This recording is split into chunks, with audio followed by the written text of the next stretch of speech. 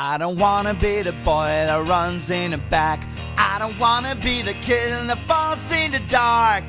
All I really want to be is a guy that gets that girl. Welcome to the AJ Steele Show.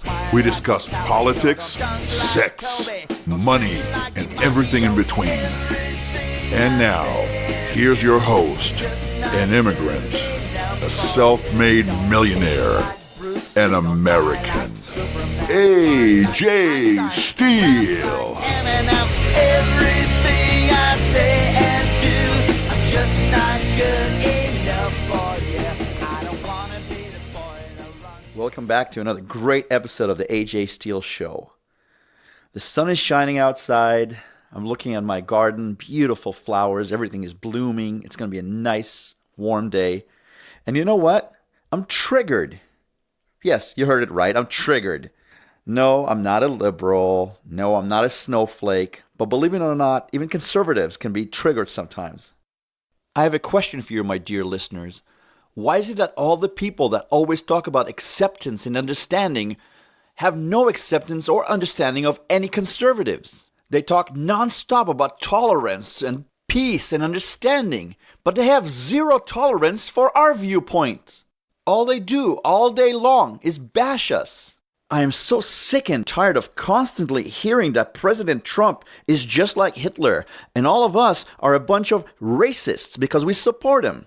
I am so sick and tired of all these bullies on the liberal side constantly bashing and bullying anyone who disagrees with them. I am sick of my kids being attacked in school by teachers. I'm tired of being abused by the gay mafia. I am sick of it, and I'm not going to take it anymore. And neither should you. And yes, I am triggered. I am triggered, and I'm pissed off. I better calm down now before I say things that no one's going to like and are going to get me and all my listeners in trouble. So let me get back to the basics. Now, let me give you a little background information on where I live. I live in a place called Marin County in California, one of the richest places on earth. A place where rock stars and famous people intermingle on a regular basis. As a matter of fact, I went to high school with a guy named Gavin Newsom, who happens to be the jerk governor of California, a mega millionaire who's related to the house of Nancy Pelosi. I should call it the house of ill repute. And so this guy, he's a man of the people. Of course, he lives in a $5 million house very close by to where I live. An absolute fake and a phony. Believe it or not, Robin Williams actually went to my high school too, probably about 20 years before me. And I'm only telling you these things so you'll get a general feeling of the type of people that live in my neighborhood. Sean Penn, Jerry Garcia of the Grateful Dead actually lived and died here. Another peace and love drug addict. Jefferson Airplane, Janis Joplin, Van Morrison, Doobie Brothers, Journey, Huey Lewis, remember him? And Metallica. I get to see the members of Metallica shopping in the mall next to me all the time. Bill Graham, the famous music promoter from the 60s, he lived here before he crashed his helicopter. George Lucas, the Star Wars guy, he lives right here in Marin County, very close to where I'm at. And even Tupac. Remember Tupac the rapper? Yes, he actually lived in Marin County for a while. And who else do we have here? We have John Walker Lind, the rich white boy. You might remember him. He's the American Taliban who hates America so much that he fought with the Taliban to destroy us, became a Muslim. So I think you get it. A bunch of left-wingers, a bunch of liberals who are filthy rich, and yet they call for socialism. They're filthy rich and they made so much money in this great country, and yet they hate the country that made them so rich and so successful. That's the kind of people I live with. I would say that probably 70% of the county votes Democrat, and they love Bernie and they love that idiot Warren. They just love those people. To them, old Joe Biden is not left-wing enough for them. He's too middle of the road. Well, they're actually not all bad. Present company excluded, there's another great man that lives in Marin County. His name is Michael Savage, the great Michael Savage. He's the radio talk show host, who's one of my favorites. He lives right here in Marin County. So I guess we have some decent people here as well. I had the pleasure of hanging out with him a couple of times a few years back. And believe it or not, Michael Savage is one of the nicest people you'll ever meet in person. Very smart, very opinionated, but extremely respectful and decent. But other than him, really, I'm stuck with a bunch of liberals, pseudo-liberals, a bunch of dot-com millionaires and billionaires. It's a bastion of mega-rich people who hate America, right here where I live. And you may ask how I ended up here. Well, I was very, very poor. I actually lived in a trailer park in Marin, and I grew up here, and I went to this rich high school. I was probably the poorest kid there, and I ended up going to school with all these amazingly rich people, amazingly rich and amazingly America-hating people. Lucky for me, I've had a very nice life, and I've done well for myself and my family, but believe me, I'm not one of them. I love living here because it's beautiful, but I'm not one of them. As you can tell, I'm going off on tangents, but we started the show with talking about me being triggered. And yes, a conservative can be triggered. Maybe it's living here, maybe it's breathing the air in California, all that marijuana in the air, or maybe I'm just going soft. I don't know. Am I going soft? Is that what it is? But yes, I am triggered. And I'm triggered because of some stuff that happened to my kids in school. An interesting encounter I had with a LGBTQ cross-dresser in a house of worship. Stuff that will piss all of you off. And I'm triggered because of people I meet on the street.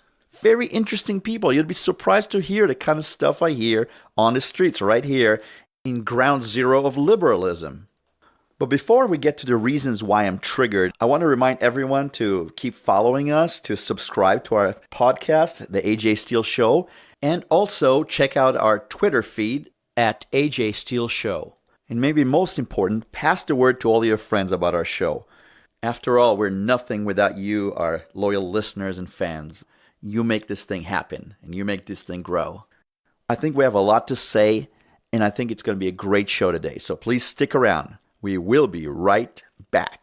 All I really want to be is the guy that gets the girl. The AJ Steele Show.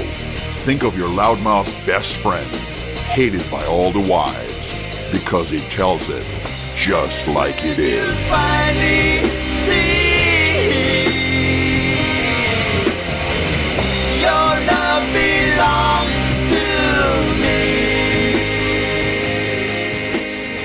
Welcome back to the AJ Steele Show. So I'm talking about me being pissed off, or in common language, or in today's world, it's called triggered. So yes, I'm triggered. And why is that? I live in a county that is one of the most liberal, most rich, most decadent counties in America. Many of the men here, they're like deballed men. They look like a bunch of eunuchs to me. They're effeminate beta males. They constantly worry about their fancy clothes and their iPhones and their haircuts. They're more worried about that than about cars, sports, and even most importantly, women. I don't think they care about women. They rather look in the mirror than check out hot women. Considering the low sperm counts in Western males, they're literally castrated, both emotionally and physically. And I'm not kidding when I'm saying that many, many men in the San Francisco Bay Area are just like that. Now let's talk about the women. They're basically Stepford wives, but they're not really married to men. That's so passé. They're married to the religion of liberalism. They're the kind of women that had 1 million plastic surgeries and really expensive hair salon appointments and massages, and they don't believe that they need real men. They actually hate real men. They look pretty for each other, not for men. Most of them have boob jobs. What do they need is big, shiny new boobs if they don't like men? Oh, I just want to look pretty for myself. That's what they say. They don't need real men. They rather hang out with these castratos, these eunuchs, these little men that hang around them and just worship them. It's one of the reasons why so many of these women hang out with gay guys, sipping their little lattes and drinking their expensive wines. It's like a bizarro world where being straight and masculine is looked down upon. So I'm giving you all this background information on why I became triggered or pissed off. But let me start with the real story, what really caused me to start thinking about all these horrible things that normal people, conservatives, normal men who like women, and normal women who like men have to put up with in California, and especially up here in Northern California where I live. The other day I decided to cancel all my bank accounts with Chase Bank. I've been reading up on them. They're a horrible corporation, and they're very, very pro-liberal causes, and they despise conservatives. Now, I've had a lot of money in those banks over the years, and I've made them a lot of money, and I'm not going to do that anymore. I also heard that Chase Bank, in addition to Wells Fargo and Bank of America, have closed accounts of conservatives, people that believe in gun rights, etc. And I'm not going to support this kind of behavior. So I decided to switch to a local bank. It's not really a bank, it's a local credit union. And I decided to give it a try. So I went to the bank in person and I did all the paperwork and I filled all the stuff and I transferred all the cash and some savings and I bought some CDs and I was wearing my American flag hat, which it's nothing special. It's just a black hat with a flag, the United States flag. It doesn't say anything. It's just a hat I like. And a beautiful young girl, probably about 22 to 23. It looks like she was also opening up an account because right next to her was this big Hispanic guy in a nice suit. He looked like a banker to me. So this nice blonde girl comes up to me and says, "Sir," and I don't like to be called sir because it makes me feel really old, but I guess to her I am kind of old. So she says, "Sir, does wearing that hat mean that you're open to political discussion?" I was kind of shocked. Naturally, I stood up a little straighter and puffed out my chest. I mean, it's not every day that a beautiful young blonde comes to talk to me. I also knew that there were a few stories in the local media about our show, but I didn't really think that she recognized me. And in general, young women like her, they don't come up to me and start a conversation like that. But I said, "Sure, what do you want to tell me?" But she looked at me with these frightened little girl eyes, and I didn't know what to make of it. And she said, "I'm scared." And I said, "What are you so scared of?" And she said, "I'm just scared to talk to you." So I answered, "Do I look that scary?" And I was thinking to myself, she's not that scared because she came up to me and started talking to me out of the blue. And then I started thinking, is she one of those crazy Antifa types? She sure didn't look it, but you never know these days. So automatically my guard went up. But then she lowered her eyes and lowered her voice and almost in a whisper told me, "I wanted you to know that I support our president." And then she lowered her gaze even more. And my gaze was at the guy that stood next to her, the banker with a big suit, and he just made a mean face. And I answered, "You know what? I also support President Trump, and I'm very proud of him. And I want you to know that there are many, many just like us living right here in California that support President Trump." And I told her how proud I was that she had the guts to come up to me and tell me that. And she had this big, beautiful smile. And then she kind of tugged at her collar on her shirt, just slightly ever so, and she revealed a beautiful gold cross on her chest, a beautiful necklace with a gold cross. I know she was unique. I know she had guts. I know she was interesting. I know this doesn't happen every day. But it made me think. Why are we so scared to say that we support our president? Why is it that a woman has to come talk to me in hushed tones and almost embarrassed and almost scared that I might hit her or yell at her or cuss at her or call her names like Nazi or like Hitler, call her racist?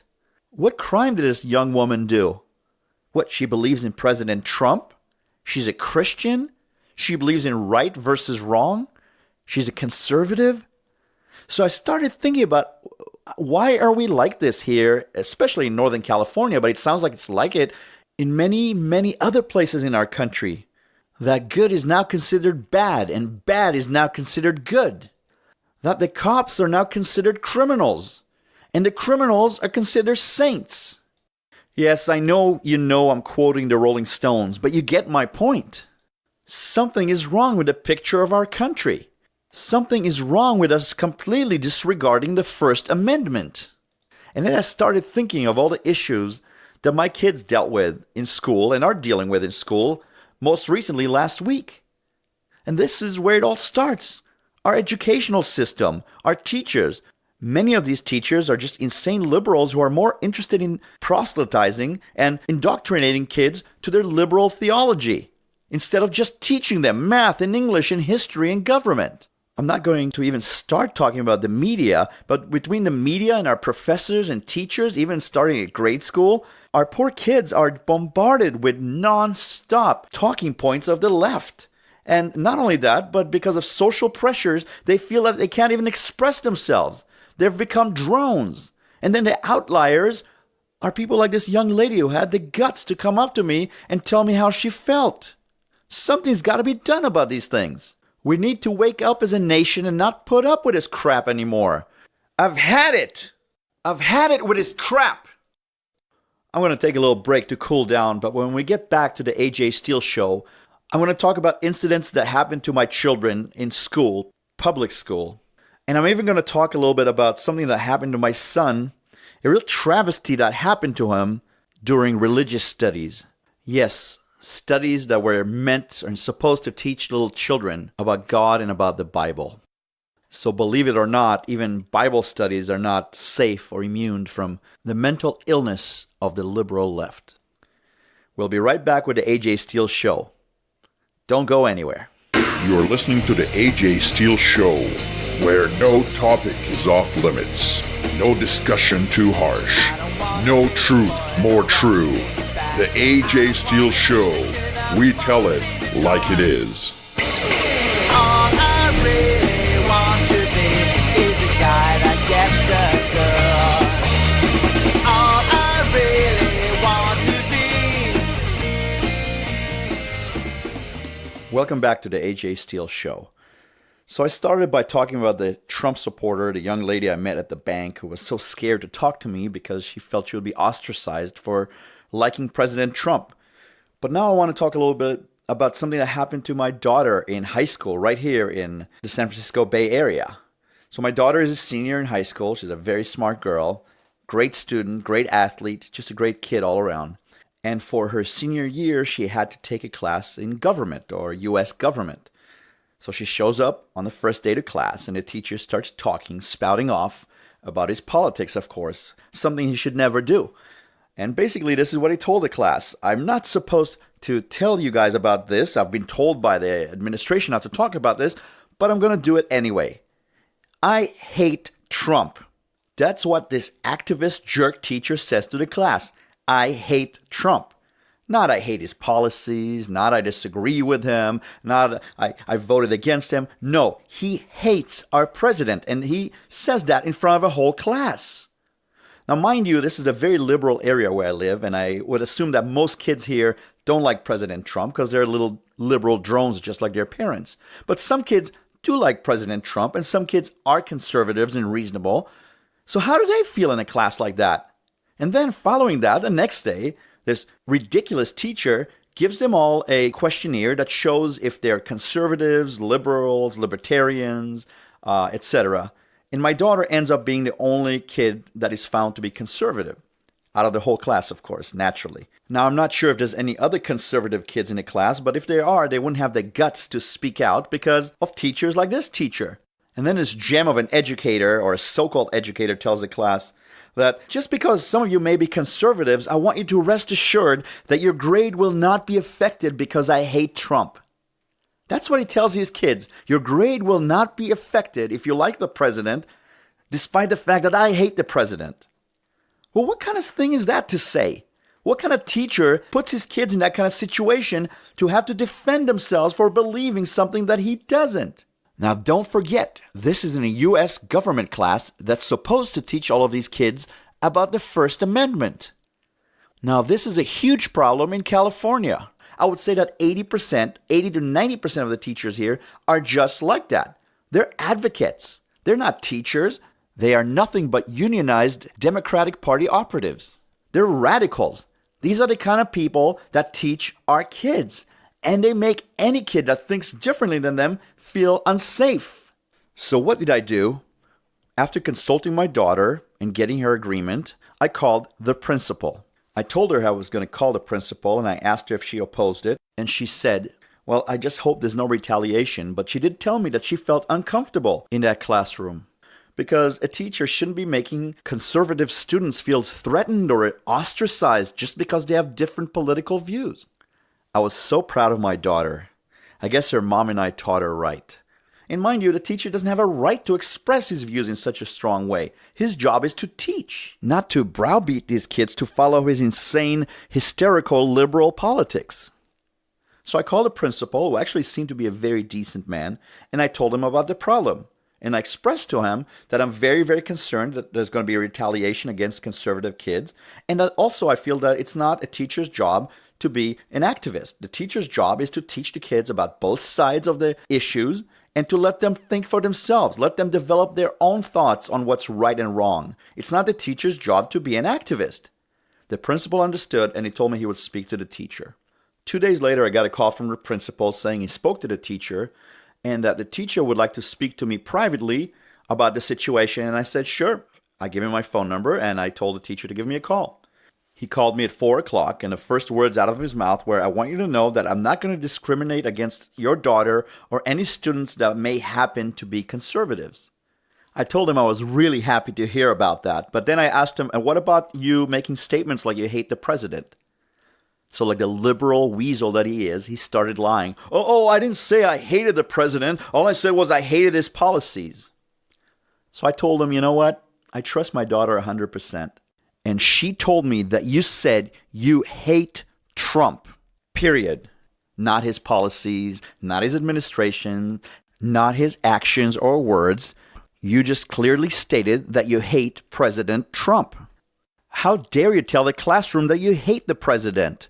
Can I just say I hate all Mexicans, or all whites, or all Jews, or all blacks for that matter? How dare you use that word hate? I didn't vote for Obama. I disliked all his policies, but I would never tell fellow Americans, and especially kids, that I hate the president.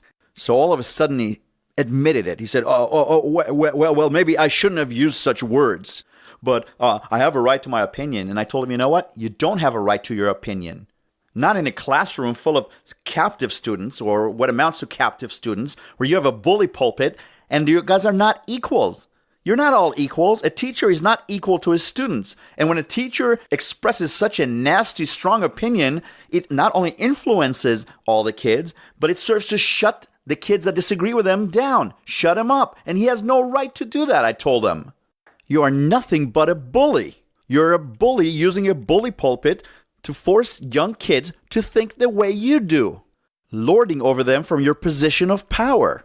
I was getting really heated, and I'm getting heated right now just telling you this story. But I also told him, you know what? If you want to be an activist, why don't you put on a mask, join Antifa, and go do some protesting after school in Berkeley or in Oakland or in San Francisco? Not on my kid's time, not on my taxpayer dime. And that's where it ended. This guy sounded like a little kid to me. He kept telling me how he has tenure and he's been teaching for 10 or 15 years. And I told him, you know what? Maybe it's time for you not to teach anymore. Maybe it's time to retire if you don't understand your role as a teacher. And you know what the sad thing was? The sad thing is that he doesn't get it. His mind is so made up. His mind is so brainwashed to think that he does the right thing by attacking the president and that no other opinions matter. These kind of teachers, these kind of people believe that they're the only arbitrators of the truth, and everybody else who may disagree with them is either really dumb or just a racist with real bad intentions. They want to be the thought police for all of us, but really what they are is fascists. They're just idiotic, homegrown, small-minded little fascists. So they're no teachers. He is not a teacher. He's an embarrassment. But unfortunately, most teachers in California and probably throughout the United States are just like this idiot. They're nothing but little tin pot dictators who like to lord over their poor students. They absolutely don't get it, and they will never stop until there's consequences to their behavior. And if we parents don't stand up and fight for the rights of our kids and the rights of other Americans, this will continue to the point that we lose our rights to have free thoughts. We lose our rights to freedom of speech. We become drones, the kind of drones that all the liberals want us to be. The kind of mindless drones that Hitler and Stalin and Mao would have loved. Okay, we're going to have to take a little break now. And when we get back, I will be talking about the cross-dresser in Bible studies. This is the AJ Steele Show. We will be right back. I don't wanna be the kid that falls in the dark. All I really want to be is a guy that gets the girl. AJ Steele. Not right, not left, just right. Don't float like Ollie, don't sing like Howard, and don't cry. Yes. We're back to the AJ Steele Show. I hope you're enjoying our program today. As I've been telling you, I live in California, Northern California to be exact, which is an area full of liberals and alt-left kind of people that hate the United States, hate our president, hate our government. They're basically socialists with money, or as some people might call them, limousine liberals. They're the types of millionaire liberals that live the good life, the real good life. And they always claim that they care for the poor and for the illegals and the downtrodden, but they just don't want anything to do with those people. They just like to talk about them. And they love social programs and they like spending as long as they're spending someone else's money, not their own. They are the true embodiment of virtue signalers. And one of their pet projects is homosexuals, LGBTQ, cross-dressers, transsexuals, transgenders. That's one of their pet projects. And that kind of philosophy and pervasive thinking, that kind of morality or lack of it, has moved into our educational institutions and sadly into some of our religious institutions as well. I personally don't participate in any kind of organized religion, but I have nothing but respect for people who believe and follow the Word of God, and I'm not here to criticize any believers or to attack them because I respect them. I really like the morality that comes with religion. I think it's a bedrock of our country, the Judeo-Christian tradition.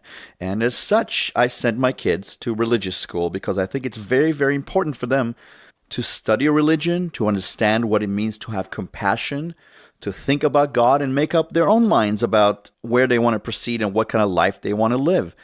I think it's very important. I think it's a part of history and it's also a part of a tradition. A beautiful tradition that should not be forgotten just because we live in the modern world. And because of that feeling that I have about religion, I had all my kids enrolled in religious school throughout their youth, and it was a very big part of their lives and of our lives, my family's life.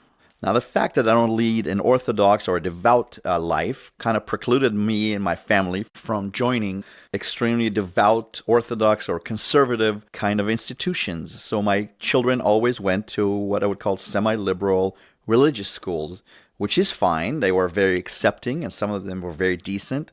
Most of them, of course, were extremely liberal also in their politics, but that's something that I also like my kids to be exposed to. I think it's fair to listen to both sides. But what happened when my son just recently made me question any of these religious institutions that claim to be liberal and reform? I just realized recently that they're nothing but a social agenda-driven liberal organizations. Nothing else. They're not really religious. They're not really God followers. They're just another extreme left organization that hides under the umbrella of religion and God and the Bible, even though they have nothing to do with the words of God or following the Bible or even their traditions. Not to mention they're a bunch of phonies.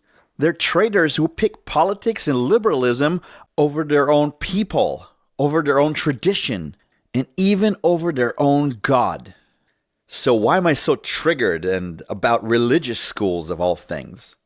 My youngest son has been going to religious schools for quite a while now, and every summer, right before the semester begins, they have a get-together that also ends up being a fundraiser, and it's kind of fun. You get to meet the other parents, you get to meet the teachers, and this was no exception.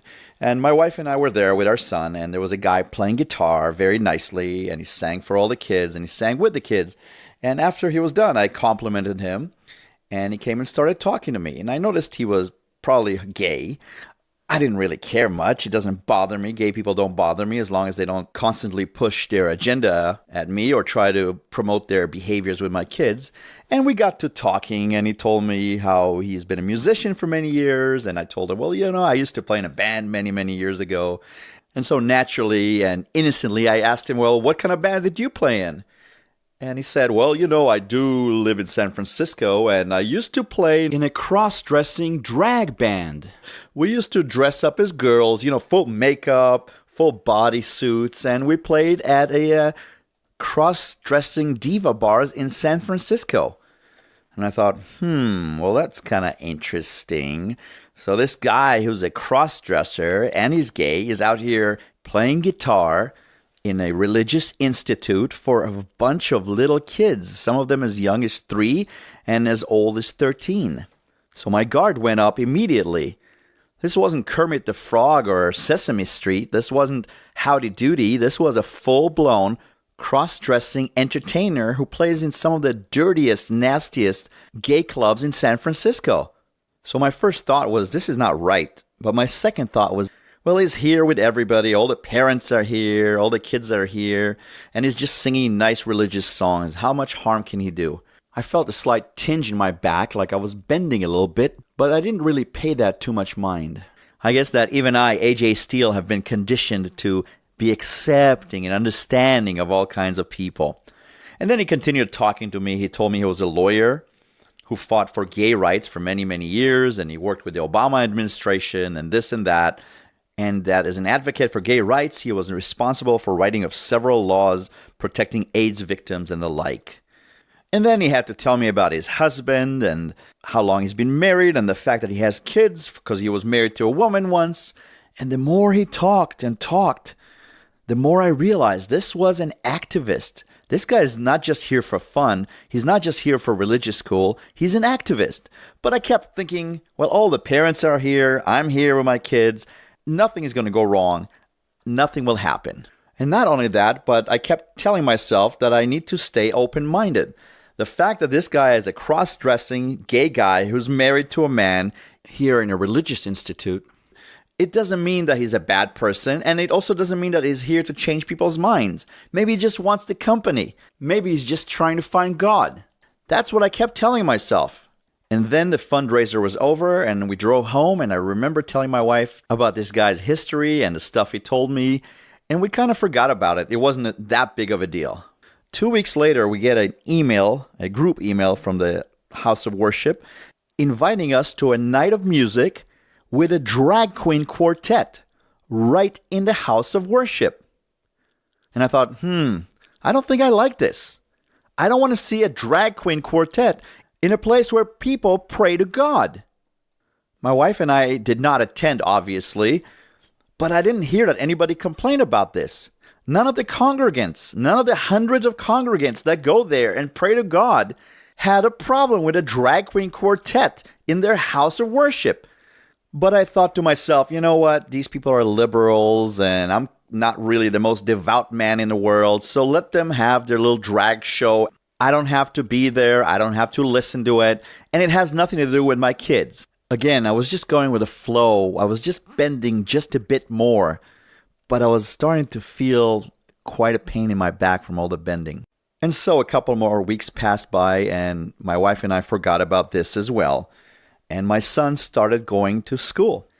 And on the first day, when he came back from school, he told me, "Guess who our teacher is? Guess who's teaching us ethics, morality, and religion?" I don't think I have to tell you, my dear audience, who the teacher was. And I bent a little bit more, and I thought to myself, well, there's other teachers there in the school. He's not going to hurt anybody. I'm good with him. As long as he doesn't talk about his gay stuff and his gay agenda and his LGBT crap, I don't care. My son is there to study the scriptures. He's there to study about his tradition. And just because the teacher is gay should have nothing to do with it. He should just be teaching them. And plus, like I said before, I'm not the most religious guy in the world. So in some ways, I felt like I had no right to tell these people how to run their own religious school. And I bent some more, almost to the point that I couldn't bend anymore. I also told my son that he has to report everything that happened in the class right after it happens, and that if anything inappropriate happens, I want to know about it immediately. I was still hoping for the best. I was hoping this guy would just come to class, teach him the stuff they need to learn, and keep his private life and private opinions to himself. Over the next weekend, I took my son to class, and I had great trepidation. But I tried telling myself, sometimes in life you have to bend. This guy is not a bad guy. He's not going to hurt anyone. He's in a house of worship, for heaven's sakes, and stop being so closed-minded. Yes, that's what I was telling myself. And when I picked my son up from school, I asked him what happened. And this is what he told me. The class had a bunch of kids, anywhere from age 5 to 13. And this teacher, this so-called religious teacher, told all the kids, "I'm not going to refer to you by your pronouns because I'm not sure what gender pronouns you go by." Yes, this is what he told kids at the age of 5, 6, 7, 8, even 13. He wanted to know what pronouns they want to be called by.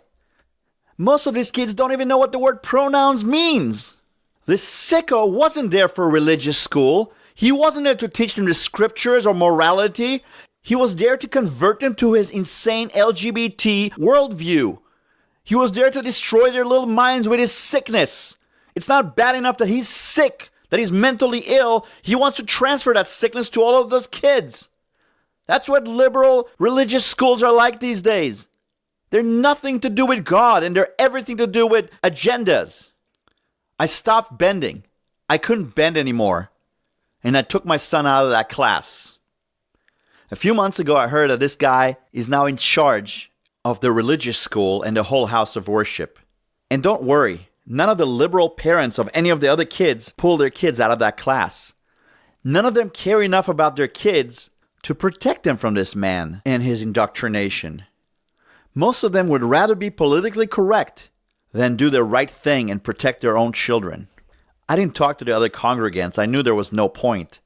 They'd call me names. They'd call me the homophobe. They'd call me the jerk. They'd call me the person who never bends. But I'm done bending. And despite my best wishes, I know the truth now, the same truth that I knew in my heart, but I was denying. This mentally ill deviant was never there for God. He was there to advance his sick agenda and to normalize his sick behavior. All I can say to all of you people is stop bending. Stop bending. The more you give, the more they take. That's the way of liberalism. That's the way of the left. The more we give, the more they take, and the more they want. So stand your ground, stand firm, do what's right. We don't have to hurt anybody. We don't have to put anybody down, but we have to stand for what we believe in. We have to stand for what is right, what is just, what is normal, what is moral. Enough bending over. All this bending only leads to a broken back and to the loss of our freedoms and our way of life. There is nothing wrong with believing in live and let live, but not when the other side is living at the expense of ours. This is the AJ Steele Show. Thank you for listening. All I really want to be is a guy that gets a girl. All I really want to be. All I really want to be is a guy that gets a girl.